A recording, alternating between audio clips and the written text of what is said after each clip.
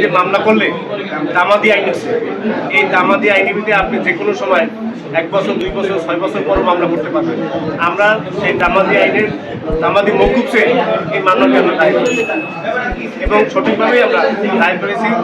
এতে আমাদের কোনো ব্যর্থ হয়নি, আইনে কোনো ব্যর্থ হয়নি। আচ্ছা, একটু প্রশ্ন ছিল, আজকে এক প্রার্থী সিটি নির্বাচনে 2023 সালে অংশগ্রহণ করেছে, সেই প্রার্থীর পক্ষে একটা মামলা গ্রহণ করেছেন। মামলায় কি কি উল্লেখ করেছেন একটু আমাদের একটু বলেন।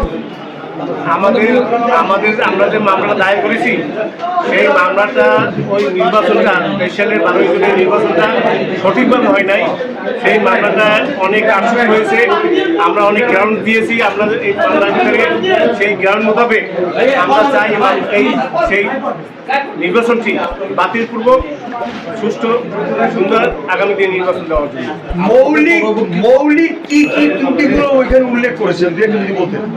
আমরা উল্লেখ করেছি ওই তখনকার সময়ে আমাদের যে নির্বাচনী 1 নম্বর ছিল ইভিএম, এই পদ্ধতিটা ছিল ত্রুটিপূর্ণ পদ্ধতি, সেটা সঠিকভাবে সে সময় ব্যবহার করা হয় নাই।